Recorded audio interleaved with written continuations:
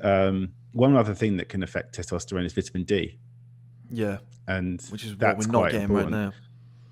We're not getting. We got, you got it. That's a simple blood test, but in actual fact, probably I think the government are actually recommending to support it with for COVID.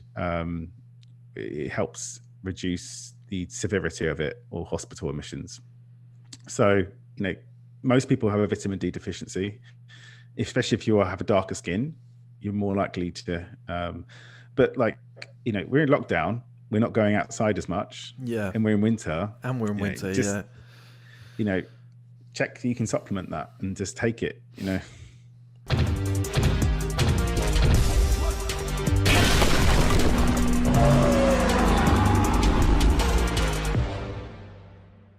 My name is Daniel. I am a functional medicine nutritionist. So how I got started into, I guess, this career was I finished university in doing you fall out of school and you think, what do I have to do? I have to go to university and get wasted for 3 years. So I went and I did a course I probably wasn't even that interested in, criminology and law. And I fell out of that and I ended up in the drug addiction service. It was either criminal justice work, police officer, or and I wasn't interested in any of that. So I fell into the drug addiction sector and I actually took to it quite well. More about the one-to-one work. I have my reservations about how it was structured, but I won't go into all of that now. It's not the point of it. But I fell into the drug addiction center, and over time I started to see how people coming into the service were really poorly nourished. And I was just thinking, well, surely their nutritional state has got to have something to do with how they are, how what's keeping them in the addictive cycle. Yeah. Yes, sure, there might be triggers and what made them get into it in the first place, but what about if we started changing some of the, looking at their diet? So I spoke to the service manager and we started agreeing, putting on a healthy meal. And, long story short, we started to see a change in people over time, whether it was even just getting them to drink water and or even eating whatever it was. I had no idea about nutrition, but that kind of fueled me into looking into a bit more. So I went to study nutritional therapy at the Institute for Optimum Nutrition, and that was probably one of the hardest things that I've done. And that was in 2012. And since then, I've been working as a functional medicine nutritionist, and I've also since completed the Institute for Functional Medicine certification. So there's only about 50 people in the UK with that, where so if you're not actually familiar with what functional medicine is, it looks to find the root cause of a health issue. So people may go to a nutritionist for things like weight loss, fine, and that's pretty standard, eat less or how you're eating less. But some people may go to a nutritionist for support with digestive issues, skin health, or a chronic disease. Yeah. And it's about working with mainstream medical healthcare, not against it. So but ultimately it's about looking at the source of the issue. So say if you come to me for eczema, there's, me just giving you some, creams or vitamin E or whatever it is not going to do anything to actually find out what the root cause of the eczema is. It could be digestive issue, it could be allergies. These are all examples. No two people with the same symptoms, no two people will have the same cause of what's going on. So it's taking into account the whole person. So I've been working with that model for quite a number of years, and I've worked in various areas of it. At the moment, I'm obviously, due to the pandemic, I'm working everything virtually, but just before that I was working on Harley Street. But yeah, it's been pretty rewarding, and I enjoy the work I do because you make a difference, and that's ultimately what you really want to do if you're obviously interested in a caring therapy as such. And recently I've started to tailor off into a slight niche. I'm not completely putting all my eggs in one basket with this, but I noticed the need for support in the LGBTQ plus community. So, and I've actually started to write a book on. I've written a book on the area, and I see how it's the kind of area of nutrition that isn't really catered towards that community. So, you know, for example, in those areas, there might be someone wanting support when they're transitioning, if they're a transgender, HIV support. There's also, you know, targeted mental health support. There, you know, there's a lot of addiction in the area. Plus, you know, LGBTQ people might use different types of drugs than the heterosexual people, and or even, you know, we might go a bit further into looking at, you know, anabolic steroids and you know, things that are quite taboo subjects that I want to kind of uncover and be like, actually, it's okay to talk about all of this. Yeah. And here's the information, because you just hear people out. Like, I've been at parties before and I've heard people just making stuff up, like how to recover from come downs or whatever it is. And I'm like, what are you talking about? That makes no sense. And or they're all on like 5-HTP because it's like the wonder drug after going out and having a, you know, a huge 48-hour bender. I mean, my philosophy is fine, do what you want to do, but let's just try and do it in a way that you'll do it a little bit more safely, a harm reductive approach, and it's you know, that's how can you recover from it afterwards. So that's I put all that together in a book, so it's currently being edited. So I'd like to read that. It's fascinating how you got into it. There's so many different things there, so many different trigger points that I want to talk about. I don't know where to start. There's so many different things. Let's say, when you said plus, is that plus size, overweight? No, it's the acronym. Sorry, it's the. I'm terrible with this stuff. Yeah. Yeah. So the acronym, in order to be inclusive. So okay.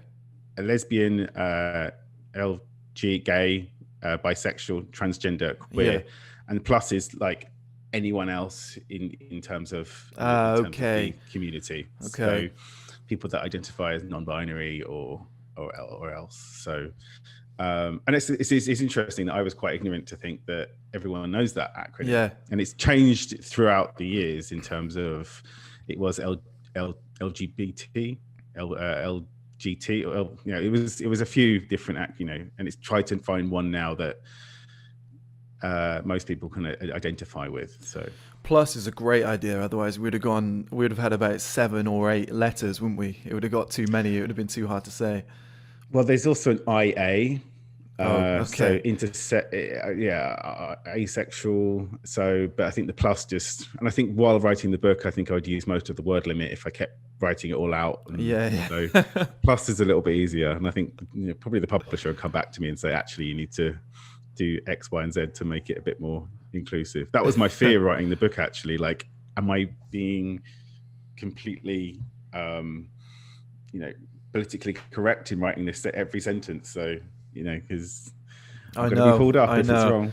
It's something that I worry about all the time. Like my community always say, don't worry, like just kind of speak the truth. But it's something that I am aware of. And I think there has to be a respect element. You know, for each individual, you have to respect everybody's preferences. So I think that's why having you on and talking about these things and seeing that there's a plus that's been added that I didn't know, and I was ignorant to that. Now I know. I think that's massively important. One of the big reasons why I wanted to get you on was to discuss steroids in the gay community. Because I remember when I was in Toronto, we discussed, didn't we, that I lived with that girl and we lived in what was called, I think, the gay village. And every single guy there was jacked. Every single guy had gigantic muscles. There was about 7 gyms on every street corner, and everybody was talking about steroids. You could see there were like visible signs of people using steroids.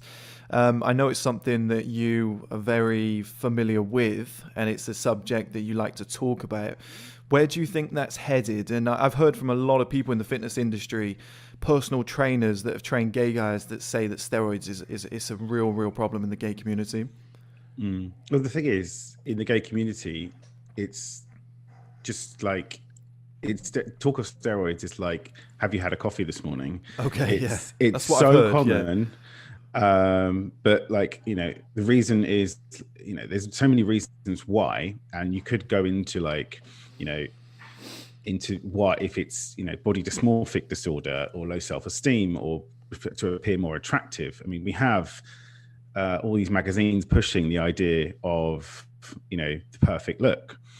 And you go to, say, I guess it's more prevalent in London, but you might go to a gym in London, and people have amazing bodies, and there's always that quip that that someone's got to be taking something in order to look that way. And even like people joke and say, I'm just taking a bit of Anavar, or which is like a milder steroid or if someone's a bit angry, oh, he's got train rage. It's become or lay off the train girl. That's kind of like become a bit of a sentence, more like, as in, and I think the problem I see in the gay community is that people are taking them uneducated. That's the problem. They're taking them without any form of like training behind them, which basically will mean that they're going to build the muscle and then lose it again if they stop training. But stop taking it. And the other thing is they're just not coming off a cycle. So a cycle normally is about 8 to 12 weeks long. And then afterwards they have this inbuilt like, oh my God, what am I going to do? Do I come off and do post-cycle therapy, or do I just cruise on a bit of testosterone? Oh no, what I'm going to do is I'm going to keep taking. And, they might take a break for a month, but, the body is just never, and I've known people to be taking a cycle and they might be 40 years old and they're like, I've never come off. Oh, how many years is that? I know, and you just think, what's the state of your health inside? Are you getting health checks from this? So, and I remember even when I was working as a drug addiction counselor, I had this young gay guy come into the service, and he was asking for the needle exchange. And yeah, great, he was coming into a drug service to get the actual proper needles and the equipment. And there's some pharmacies that will give it out to you. But you have to take them into a room and ask them these like usual questions. And he said he's never been to the gym before. He said he feels that he needs to take steroids to... Oh, I thought you were going to say he's never been to the gym, but he's taken steroids all his life. No, he wants to start doing steroids to be more attractive. Yeah. And he was adamant that, he had to take steroids. And I was like, well, why don't you just start training in the gym and see how things go? And he was like, nope, my friends told me to come and, told me the steroids to get. And I couldn't refuse the service to him. It's not what they were about, but you have to just tell them exactly how to do things, how to pull with one needle, inject with the other, make sure it's clean and sanitary, blah blah blah. But people came in and it was all about aesthetics and you'll do like a steroid cycle. So typically you would get ready for summer. Yeah. It was like, I want to get ready for the parties in Mykonos or parties in Barcelona, or it was never about like, I want to get bigger to like, hit my personal best. It was never about that. So now it's all about, the Instagram very short term. But they don't really care about the side effects. They didn't really know what was in the steroids. They didn't know what they were putting in the body. They didn't care that, like the actual quality of the steroids we were getting. It was just like, oh, the dealer gave me this. It's better than what I've got right now. Yeah, exactly. So, and there were people saying to me like, I've got this huge like abscess coming up or a pain. I get pain every time I inject. I'm like, have you checked the brand? What dose is it? And what's the oil they're mixing it with? And things like, how are you injecting? So, it's just about, this is always going to happen. It's not going to change. You're not suddenly going to be like, stop doing steroids, because no one will listen to you. Because also that steroids also, they are synthetic versions of the hormone testosterone, but they also drive your dopamine response. And they make you feel that, this is great what I'm doing. It's going to achieve an reward from doing this. So of course you're stuck in that, cycle, literally. So Of course, I know myself when I buy a creatine and mass gainer, it doesn't have like a steroid like effect, but straight away I want to train. Like as soon as it arrives, I think, "Oh, I can spare an hour and I'll go into the gym and I'll do an hour," and you're like, that came from buying that stuff. So I imagine steroids is like a 10x on that, where you think I better train like crazy and get the best possible results. But I look at Hollywood and I think you'd be silly to not know that actors are doing like 6 months of steroids before a film. What do you think about that? Do you think it's the worst thing in the world to do a one-off controlled cycle, just to give yourself maybe, because the result, I know there's half-life, but the results do stay. And I've considered it myself. Like I've built up a good foundation, fitness foundation, and I've actually done a video on this in the past, that I don't think 6 to 10 week cycle is the worst thing in the world if you can just take time off, dedicate, and just do nothing but fitness, maybe with a personal trainer or something, and get to the best shape you've ever been, and then, do your 5 week recovery from half-life or something, and then never do it again. Well, that's the thing. It's like they are quite addictive. Like once you first, it's like how you said about, when something arrives and, you think, I'm going to go and have a pump in the gym. It's the ritual of it all. So all combined, and then you see your body looks the best it's ever been. Yeah.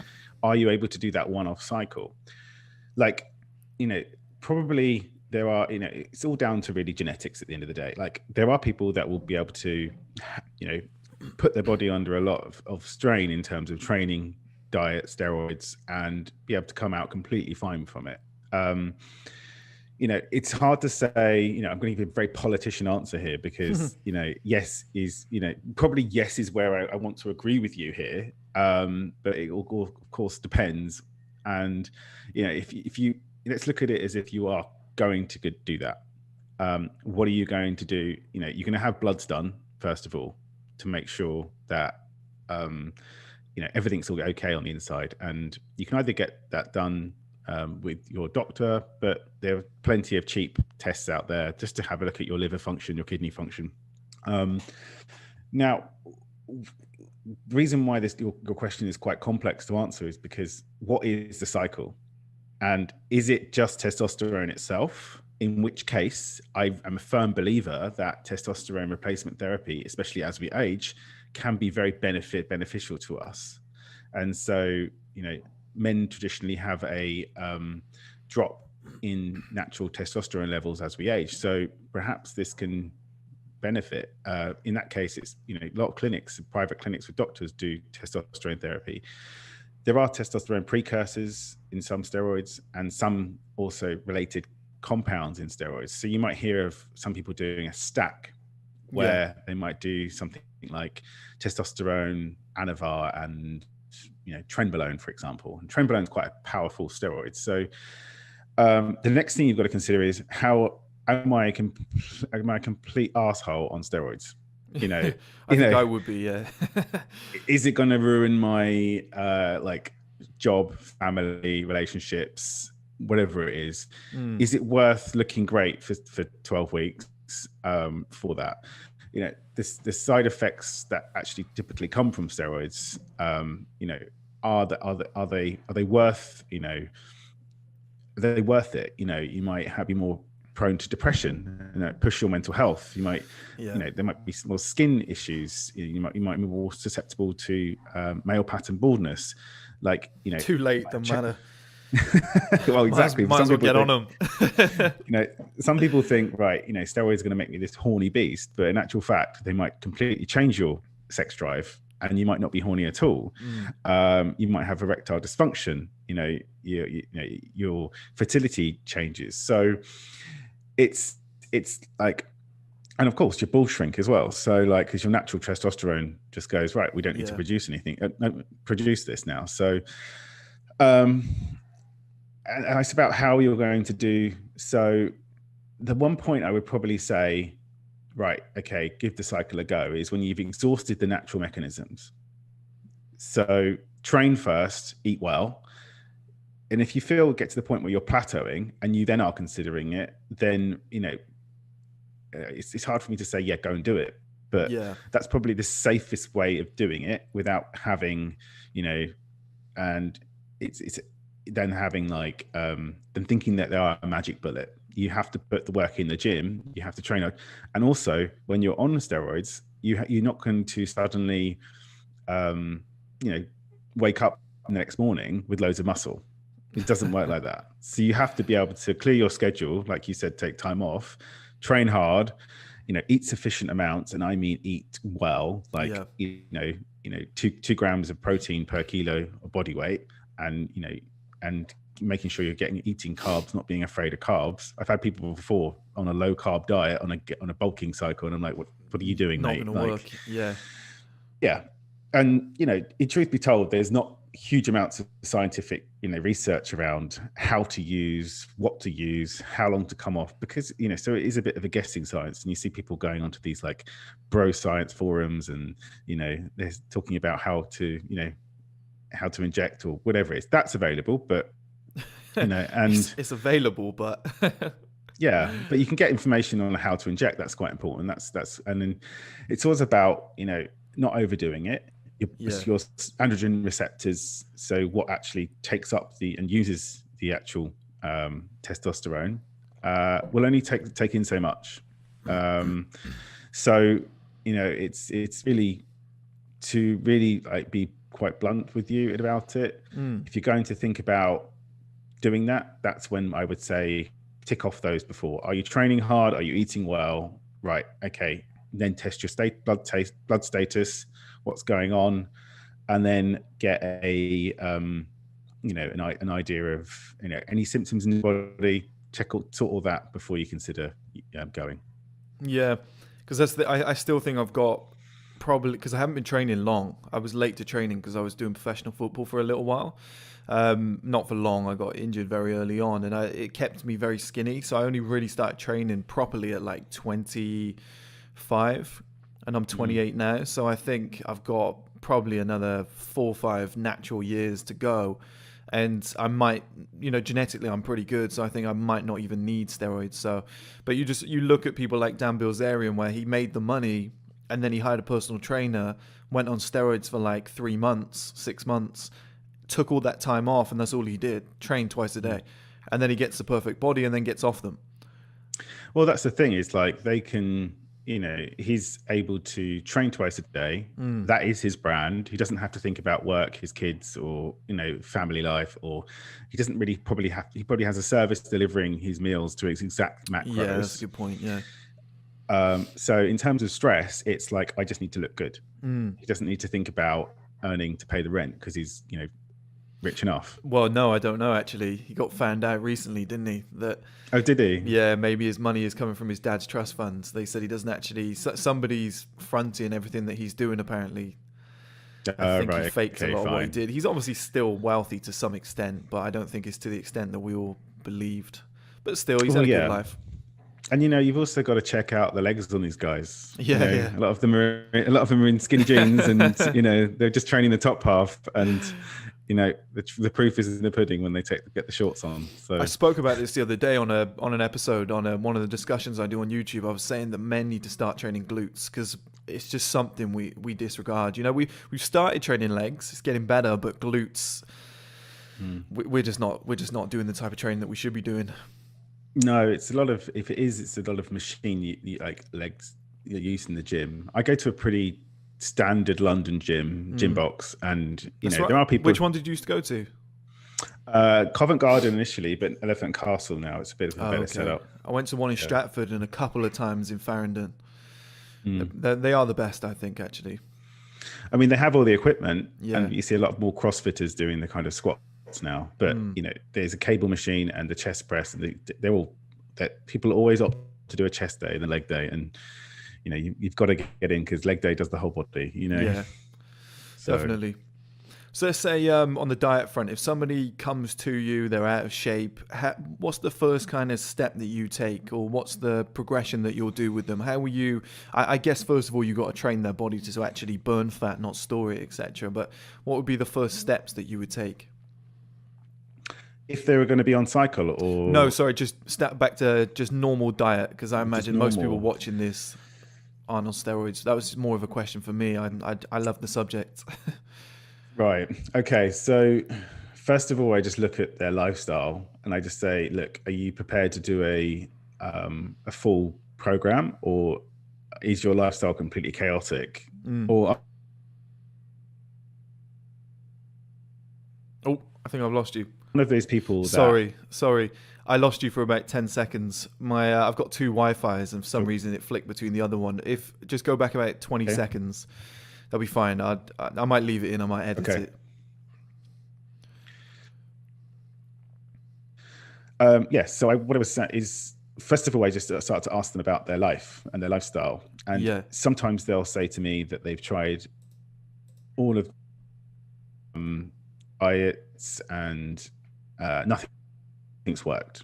And they try something on, they start a diet on Monday, they give up by Thursday, and then they have that cycle of like, I'm starting again on Monday. For those people, I tend to say, look, just pick two things that you know that you can actually fully achieve, because I want the mental mindset of like, yes, I've achieved that.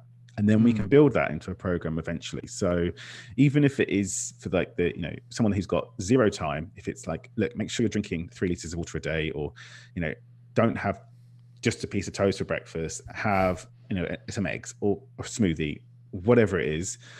But ultimately I try to get them to eat. It's very, very simple how to eat, in terms of how they should eat, but it's about keeping their mindset around it. So,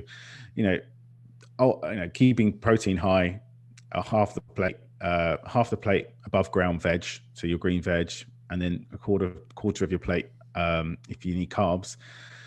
Some people prefer a low carb approach. It's entirely different depending on the person, their lifestyle, weight. Like you said as well, you've got to get the person in a fat burning zone. You've got to get them doing some resistance training, ideally. I'm not massive fan of high intensity training. I think it pushes the stress hormones a bit too much. I agree. Yeah, I completely agree. I think the stress hormone cortisol, especially if you're people will be doing things like certain boot camps and then they go straight into like a full day's busy work and they drinking coffee all day. It's not necessarily the best for that. There are time and places for that. Not when the cortisol's high though. And so they're really the kind of foundations of what I would suggest a diet is.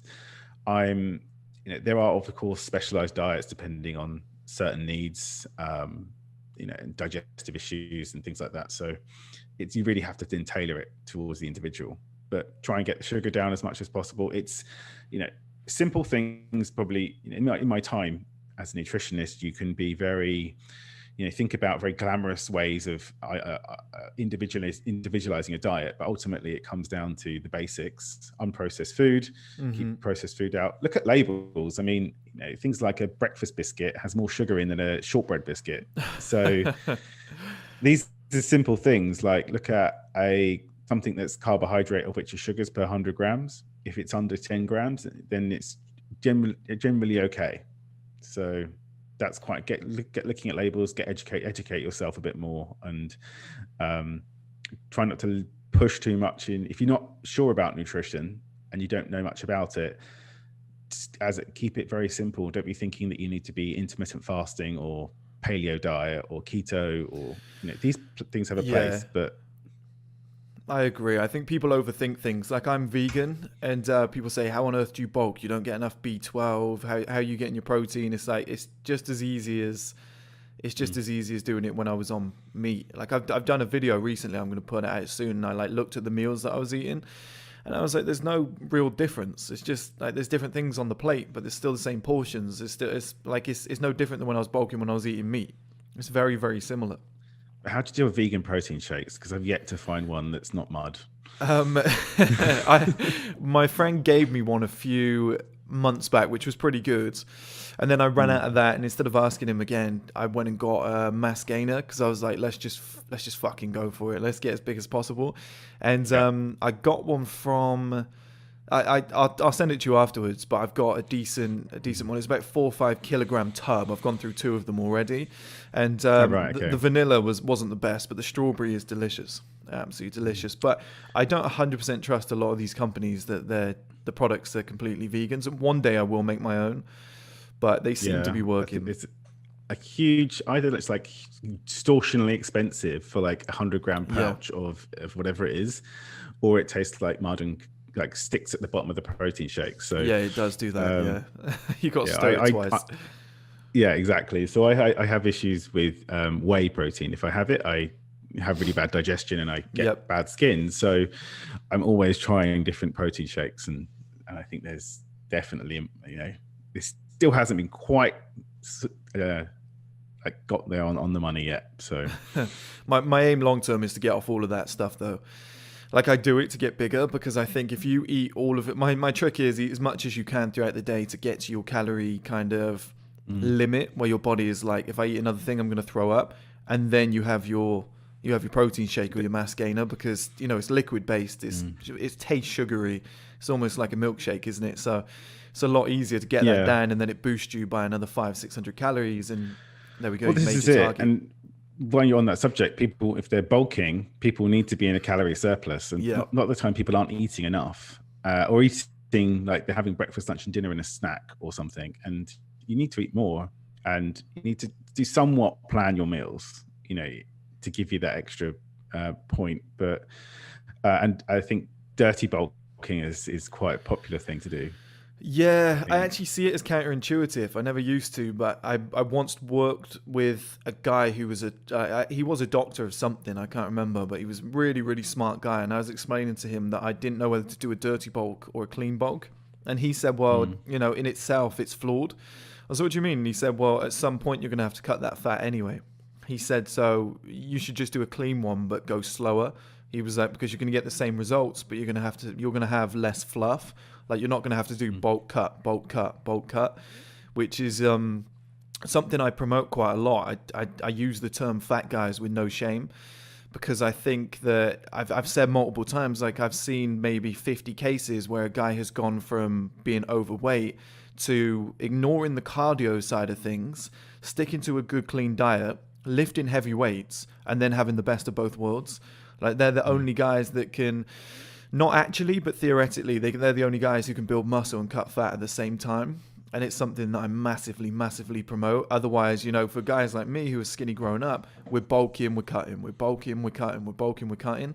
And if anything, I found that maybe just do a 3-year bulk, a clean one, take a lot longer, and have a calorie surplus of about 100, if that.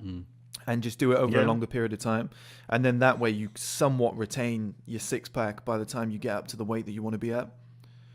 Well, this is it. And I think it's easier to dirty bulk because you It's gain the weight, nicer. but you don't think, and you can eat nice Yeah. things. And if you want to do that, like do it after leg day. If you want to eat like a cheeseburger, Yeah. something that's leg day, do it after back day. The big muscles, they can use a lot of energy up. So they'll take all that nutrition in. So if there's, any in that, but yeah.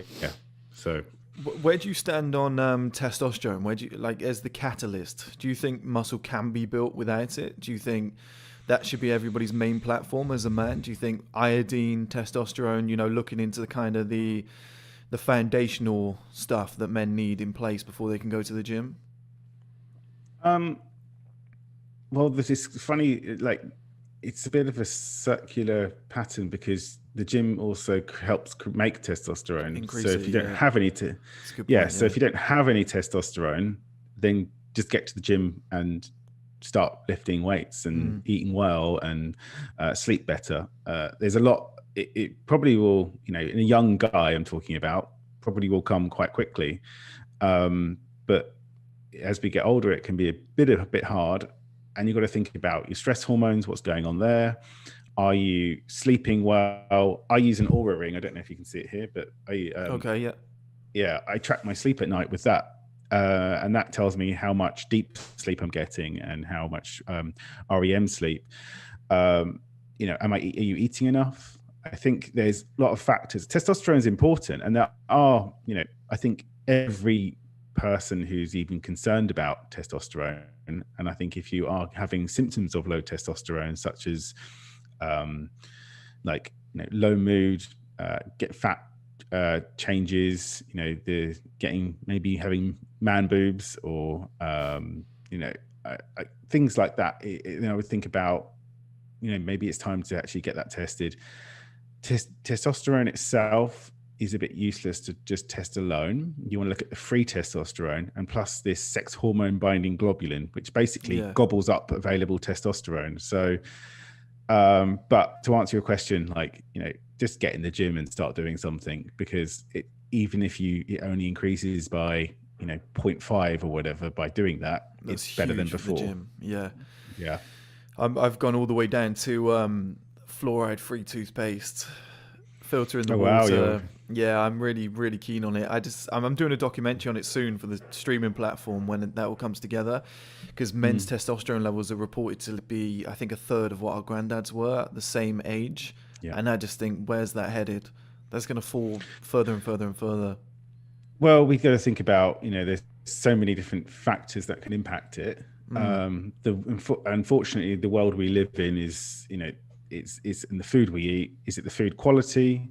That's full of artificial hormones, and in the US, especially antibiotics. Is the water we have, the metal, if there's heavy metals in it, if there's what else do we think? The pollution, and the amount of plastic we're using, which has contained something called bisphenol A, BPA. So you might find things that are BPA free, and that is just, it mimics, has hormone mimicry. So it it can also impact testosterone and estrogen.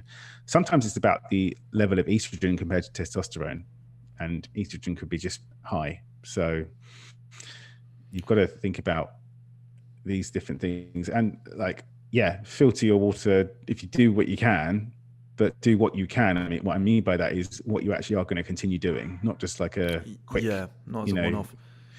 And it won't take, some things will take a bit longer. Most of the time it's about a lot of stress in the world. That's why.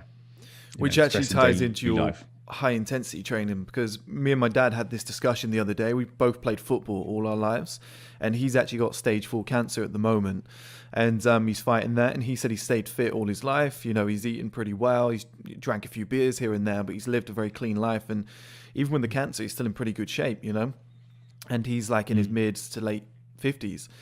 And he said that playing football all his life, he doesn't reckon helped. And that's a theory that I had as well. I said, well, the human body shouldn't be sprinting around for 90 minutes 2 or 3 times a week, and then that cortisol spikes and it produces more estrogen, and you get increase in DHT to compensate. And those sort of things have been linked to hormonal imbalances, prostate cancers, etc. And ever since I kind of quit playing football and just did heavy weights, I feel so much better in myself, so much more energy. I don't get ill as often. When I was playing football, I just felt drawn out all the time. My energy was low. It just wasn't very nice. When you were a professional footballer, well, I mean, there's a caveat to that. I don't want to make out I was Ronaldo, but I was playing for Forest Green. I don't want to be a fraud. I was playing for Forest Green Rovers, and I managed to get into the first team and train with them, and I was about to sign a contract, and I got some major injuries to my calves that cramped. It's something to do with my bones being too big for my muscles at the time. It was something weird, and I kept cramping up, and they gave it a year and rehabilitation, and that, I didn't really recover. So I mean, I was there long enough to have a cup of tea, and that's probably about it. But sorry, go on. I just wanted to. No, I was going to say, I've worked with some footballers before, and the amount of training they're doing, but the diet is horrific. I'd agree. Like a team lunch. There's not it's not that specialized even at the top level. And they might have blood tests twice a year, and I'm like, no, that's not good enough. And one other thing that can affect testosterone is vitamin D. And which is that's what we're not getting important right now. We're not getting. You got it. That's a simple blood test, but in actual fact, probably I think the government are actually recommending to support it with for COVID. It helps reduce the severity of it or hospital admissions. So, most people have a vitamin D deficiency, especially if you have a darker skin, you're more likely to, but we're in lockdown, we're not going outside as much. And we're in winter. Check, you can supplement that and just take it, What sort So of symptoms are people facing from COVID? Like, how is that affecting people, do you think? Or what long-term effects are we going to get from this? Like, I just want to get your kind of viewpoint on what will be the long-term implications of what we're seeing now. I think we're seeing short-term because this is second lockdown, and we're seeing depression and, you know, people are, yeah. like I said to you at the start, lucky I've got a gym because first lockdown I lost a lot of muscle. But what do you think is going to happen if this continues, maybe for another 6 months, maybe a year? Well, I think people, I was talking to a psychotherapist the other day, and he said that the initial lockdown was the fight or flight response. Yeah. So you deal with it. But now he said people are queuing at his door for him to work with him because there's something called a surge capacity. So where the stress response can no longer operate in its normal way. Yeah. And this is a completely unprecedented pandemic. We haven't faced this in our lifetime.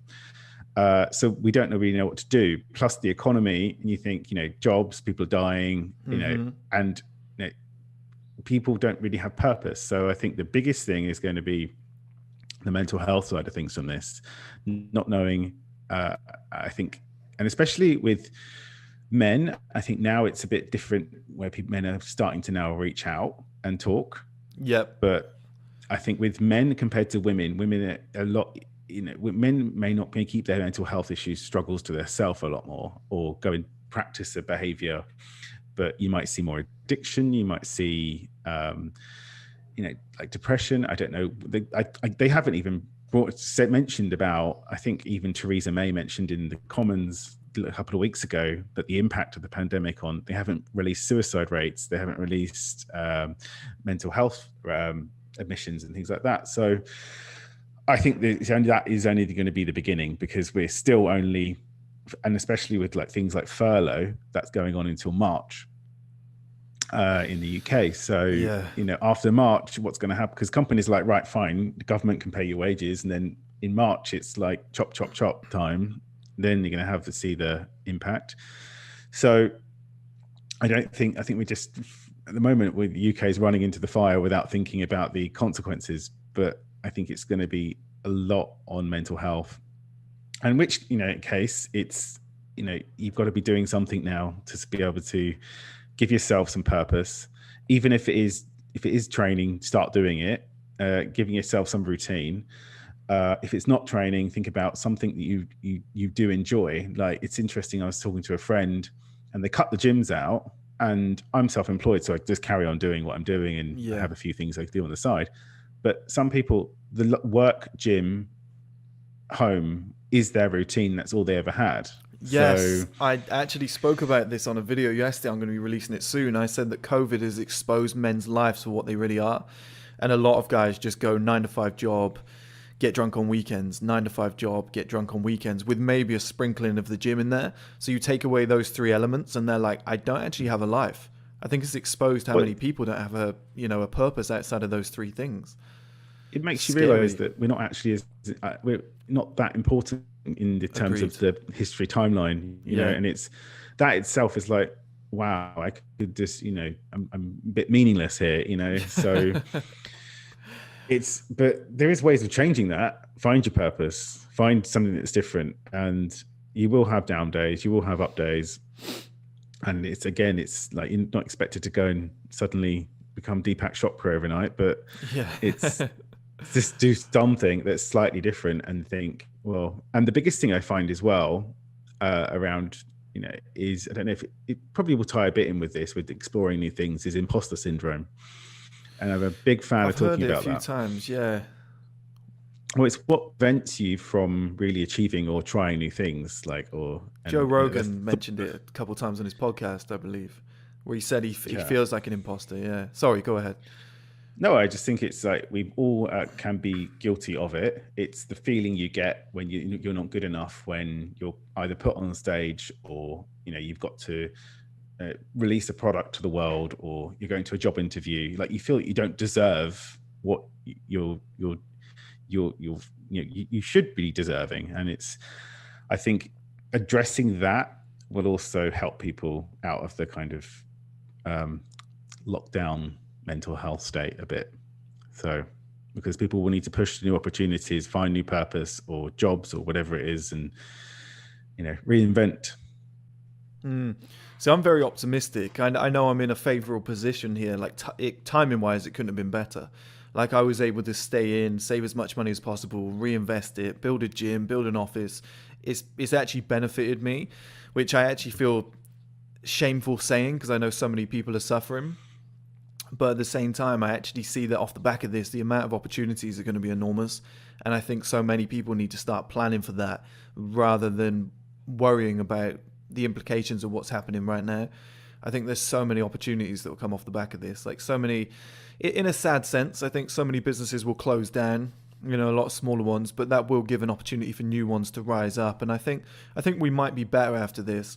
One thing I know for certain is if this does fade in the next 3 to 4 months, this summer might be the biggest piss up in human history. Seriously, festivals, exactly. Everybody's going to do steroids. Everybody's going to be out exactly. Partying. We're all going to have spare money. Well, you'd hope, but well, that's the thing. Just start and this is one thing about comparing. That person in lockdown who's, suddenly doing all this new stuff, and you're sat there going, I don't have the motivation yet. That's okay. Be a bit kinder to yourself. You'll get over it. It will always be all right in the end, So, and try not to think your thoughts are always fact. That was one of the best things. Nice quote. To, you don't believe everything you think. It's one of the best things that someone ever said to me. Because all these panic, all these thoughts, I'm like, hang on, you're just feeling that because of X, Y, Z, or just chill, move on. That's a very nice way to put it. At the start, you mentioned about skin, anxiety, stress, all linked to diet. I find that fascinating. Obviously, skin is because you are what you eat, but all the anxiety and stuff, I've heard that before. That based on the foods that you eat, it can make you more nervous. You can have lower confidence. That fascinates me. How does that work? Well, anxiety is quite a big subject. I guess it's linked to a bit of stress. Obviously, there are things. Anxiety is a part of your stress response. In simple terms, it's like you have too many, chemical messengers in the body at one point. It makes you feel a bit overwhelmed, and then you can't break them down quick enough. So that might lead to feelings of panic, nervousness. And some people are prone to anxiety in terms of they have a genetic predisposition for it. So these people might be those that have a cup of coffee and it sends them off and panicking, sweat, all a very nervous person. But there are, foods that can impact anxiety. It's about looking at your blood sugar, the amount of sugar in your blood at one time. And this really and truly, is if your blood sugar is balanced, maybe if your blood sugar is not balanced, you might be more prone to anxiety and feelings of being overwhelmed. So I would say to, look at your stress, look at what's in your diet. Are you tolerant to caffeine? Maybe not. Or are you having too much caffeine? Are you doing anything? Is alcohol impacting your anxiety? It can impact GABA and glutamate in the brain. So these neurochemical messengers. So think about that. But there are, maybe it's, then look at your diet, but there might be some nutrition that can help in terms of magnesium glycinate. That might be really helpful for you. To increase that in the diet, or maybe even need that in a supplement. So there are many different things that you need to consider for the anxiety. There's a whole link between gut bacteria and how we feel. So it's about it's very hard to give specific generalized protocol on this, but it's, you can pick out a few things. So also if we go on, sorry, no, go ahead. It's all about you, this podcast. No, I was just saying, if you're taking steroids, like if you're in the gym and you're taking things, perhaps it might be your pre-workout causing your anxiety. It might be steroids. You might be taking having taking drugs at the weekend, and that might make you anxious in the week. Think about your lifestyle. Think about what possible triggers. Just be curious. That makes sense. Yeah. You think people drink on the weekend and then have a bad Wednesday? Kind of adds up, isn't it? Well, just sit with the body and think, well, can I explain this anxiety in any way? Am I anxious? Sometimes it's just that, you're packing some mental thought away, and you to the point where you're just not completely conscious of it. And you're like, oh, actually, yeah, I'm really anxious because I was doing coke all weekend. Yeah. Yeah, that'll do it. That makes sense, Yeah. or, and just try and do things to just be a bit kinder to yourself in a way, chill out a bit. I like stress adaptogens as well. I think they're really quite nice, like ashwagandha. It's one of my favorite supplements. Things like they usually come in a complex with like rhodiola, ginseng. Those are very nice, and they're in my new supplement. Good for like. Are they? Okay. Yeah, they are. Good for testosterone production. I'll have to get you back on for the marketing. Exactly. No, they're great ingredients. That's the thing. I took all those things for years. I took all those things for like 5-6 years. And I realized that just within myself, my skin, my energy, I was less anxious. My depression would go away. And then when I couldn't, because they're quite expensive, and there were times where I couldn't afford them, and I noticed the difference immediately. They're fantastic things. Tonkat Ali is probably one of my favorites. I think for testosterone and just overall benefits to the male body, I think that's my favorite. No, there's definitely, it's with supplements. Supplement is designed to support a healthy diet, and it's about how clean of the supplements you're taking. The dose of it, like, I always say that going to say a standard supermarket and getting a multivitamin is a bit useless. You're not going to get the good forms. You're not going to get the amount you actually really need. Yeah. So I think there's a lot more to it. So are you very, from what I've gathered, you're very much of the ilk that people should have personalized diets. Like each person is different. There's individual things that might be affecting you that wouldn't affect me, etc. Because I've got friends that can drink beer 7 nights a week and still have an 8-pack. Whereas if I drink one, I'm depressed for a week. Well, it's, they might have an 8-pack, but what's going on inside for them? Yeah, that's true. Yeah. You can be quite slender with type 2 diabetes. Ideally personalized diet, right? But, we're not talking about, I'm not saying everyone needs to come and get a nutritionist here, because that can cost. And if you're, you can start by making, like, even like I said at the beginning, keep it very, very simple. Am I eating too much crap? Is my diet in line with, kind of the good foundations, right? Do I need a personalized diet? What do I actually want to achieve with that personalized diet? Do I want to have that extra edge? Do I want to know what supplements are designed for me? Yeah, you might want to do a test to identify it. So it really is, you can have a TV that works, or you can have an ultra HD TV that's, 8K or whatever it is. It's the same thing with personalized diet. Yeah. So people might be more genetically engineered towards a, like being more leaner or being more bulkier. And, you can really identify a lot of things. Just a little bit on the, the genetic side of things. You can do a lot of genetic testing, but it's actually, how useful is that information for you, and how is it actually currently expressing itself in the body right now? So there's no point you doing a genetic test that tells you, like, you're good at sprinting. Well, I could tell you that straight away without, I can tell you that the client can tell you that if they can run or not. Yeah. But it's about how you're more about genetics, about how you're processing vitamin, minerals, making these, making neurotransmitters, stress hormones, etc., and all of that, and risk of cardiovascular disease. So that's quite, the more important things. But just make sure you're not either reading too much into it in terms of fact, in terms of this is exactly what's going to happen, or just testing it with a blood test on the side. So keep it simple. See, a lot of my guys, like, kind of the ethos of 1STMAN is I promote kind of getting up in the morning, hitting the gym. Maybe you have a 9-to-5 job. When you come home, maybe you work on your business for 4 or 5 hours.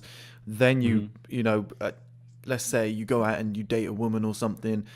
Then maybe you work on something else, like self-improvement, like you read a book, try and learn a language. Like, it is all areas of life at once, and trying to become like the perfect man for something that I call the male advantage around about 36, when men peak, in my opinion. In order to kind of sustain that energy level for a long period of time without getting ill, run down, or overly stressed, is there anything that people could do dietary? Sustain energy.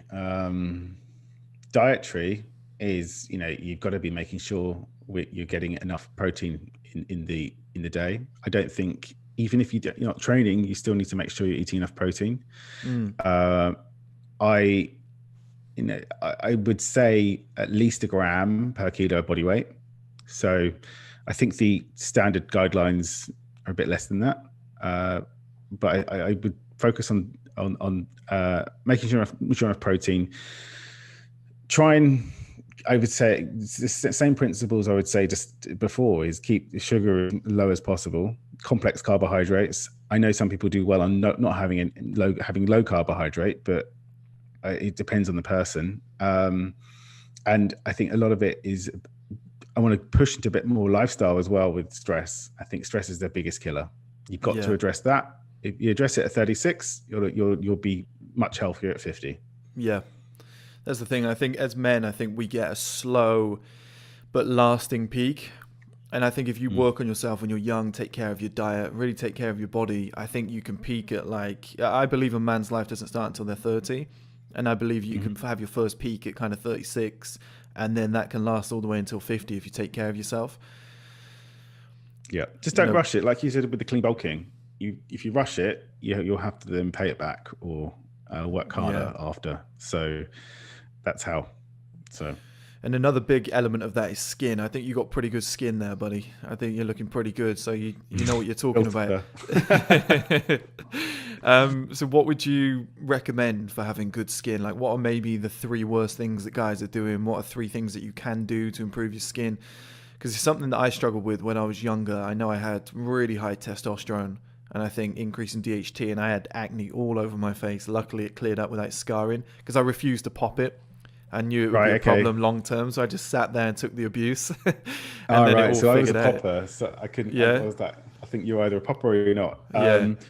That type of, I would look at things to support DHT. So things like saw palmetto, very good, and zinc. I would probably look at how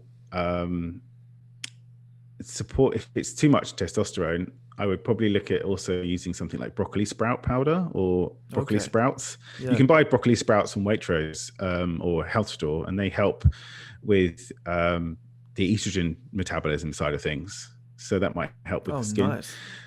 Yeah. So, but if it's not just about like for that particular issue, I would probably use the more saw palmetto and zinc side of things to help slower the conversion of DHT.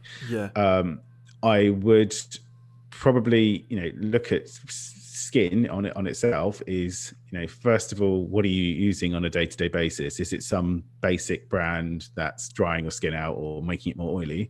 So consider what you're actually using, and is it natural, the better. Your skin is an organ too, and it will take in what you're using.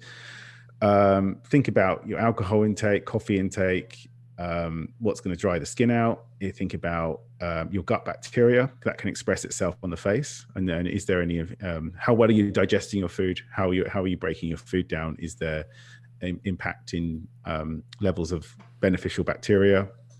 Are you sensitive to some foods? So you can be completely allergic, fine. People are allergic to dairy and gluten. You can also be sensitive to them. So, and it's about the proteins in the milk rather than the lactose. So, or the gluten as a protein. So you might not be celiac, but you might be non-celiac, not gluten sensitive. So I would, if your skin is inflamed, it's your body trying to tell you something. And if it's not just about, like the hormones, then it's probably down to, try and eliminating 1 or 2 of these food groups and see if it works. So that's how I would start. Sounds like good advice. I was just looking at the clock. I think we've gone over an hour, which is usually about optimal time for a podcast.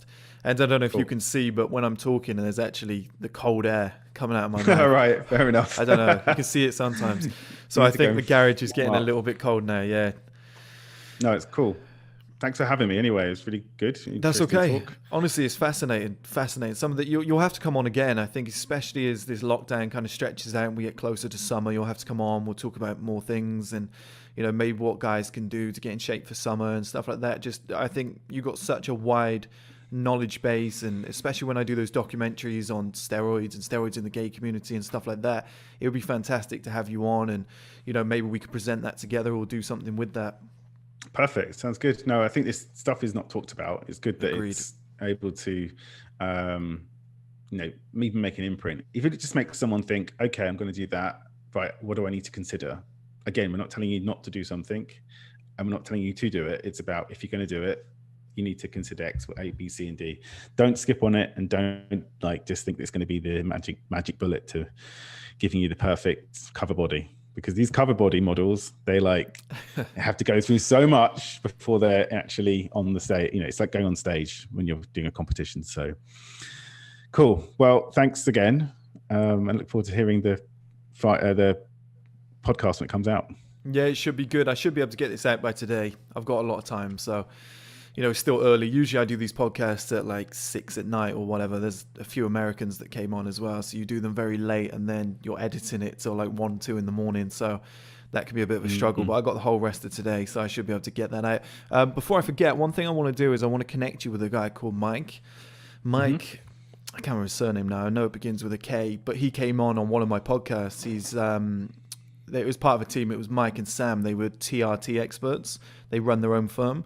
And he came on, and he was all about the same sort of subjects as you. He knew about diet. He knew about testosterone. He knew about hormones, and he's gay. So I think it would be fantastic if you two could connect. I think there's so much that would cross paths there.